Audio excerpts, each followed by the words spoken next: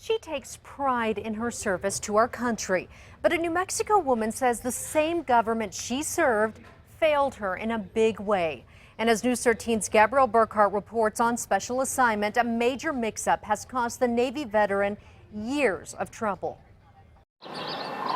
Growing up in Albuquerque, Barbara Silva knew as a teenager she wanted to serve. We grew up in New Mexico desert. I wanted something different, so I decided to join the Navy. As the first female from her family to join, her service in the U.S. Navy took her all over the world. I loved it. Then in 1993, her world was turned upside down. Silva was certain someone had gotten a hold of her identity. This other person filed bankruptcy, and they attached a lien to my military pay. The problem was linked to her Social Security number. The military couldn't help her. You don't want to pay someone else's debt, so I had to get out, and I had 13 years in. You were 7 years away from retirement. Yes. In response to the problem, she says the government gave her a new Social Security number. But with the new number, Silva learned her 13 years in the military were effectively wiped clean, still attached to her old Social Security number. The military still has not made any corrections on my service records, so I don't owe my military service. So who does? Was there a mystery woman with her identity? Silva had no idea, but the problem has cost her years of headaches. Silva says she gets calls from debt collectors for debt that isn't hers. And for decades, she couldn't connect with veteran benefits or services. I lost a lot. I lost my retirement. I lost the job I loved.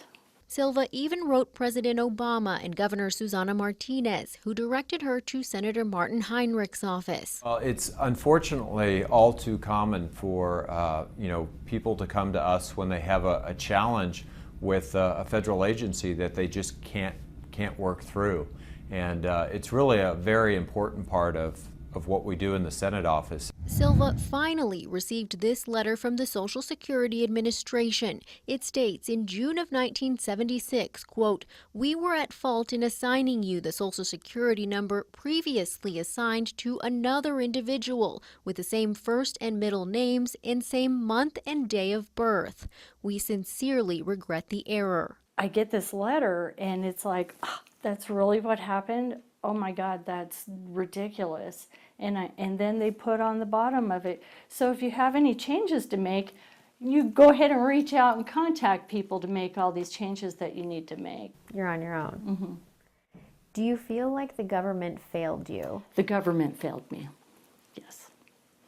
Senator Heinrich's office is still trying to help Silva resolve her problem with years of service associated with her previous Social Security number. It's especially frustrating when you see people who have really selflessly given a big chunk of their life in service to this country really struggle to access the services that they've really earned. After thousands of hours trying to fix a problem she didn't create, Silva did receive updated discharge papers from the military with her new number. One more step in regaining her life. Regardless of anything, I served our country. I did what I felt was right to be an American citizen and to stand up and be a part of what makes us free.